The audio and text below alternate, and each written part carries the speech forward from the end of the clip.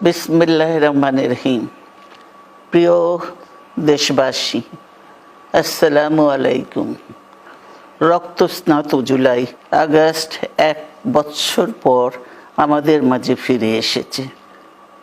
দীর্ঘ 16 বছর ফ্যাসিস্টদের নির্মম অত্যাচার, নির্যাতন, গ্রেফতার, হত্যা, খুনের মাধ্যমে গণতন্ত্রকে ধ্বংস করে এবং একদলীয় শাসন ব্যবস্থা চিরস্থায়ী করতে চেয়েছিল আওয়ামী শাসক গোষ্ঠী। ছাত্র জনতার সম্মিলিত অভ্যুত্থানের মধ্যে দিয়ে ফ্যাসিবাদদের পতন ঘটেছে। সুযোগ সৃষ্টি হয়েছে নতুন করে বাংলাদেশকে গড়বার। এই আন্দোলনে যারা শহীদ হয়েছেন তাদের জানাচ্ছি আন্তরিক শ্রদ্ধা, আহতদের সমবেদনা। তাদের এই আত্মত্যাগ জাতি চিরকাল মনে রাখবে।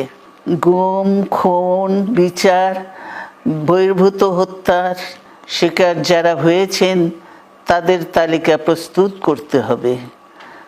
দ্রুত বিচারের ব্যবস্থা ও রাষ্ট্রীয় স্বীকৃতি নিশ্চিত করতে হবে।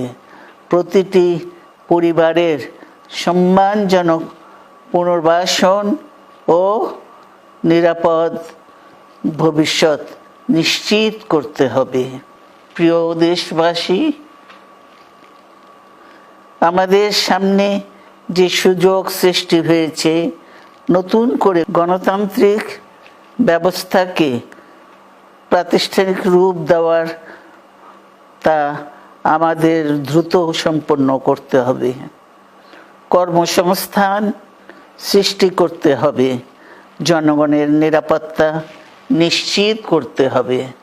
সর্বোপরি বাংলাদেশের স্বাধীনতা, সার্বভৌমত্বকে রক্ষা করতে হবে যে কোনো মূল্যে।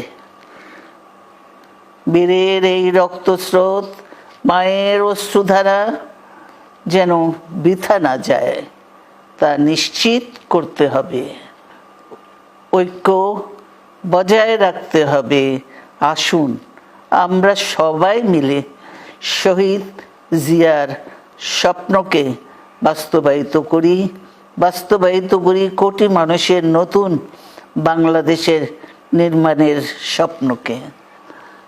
আল্লাহ হাফেজ। বাংলাদেশ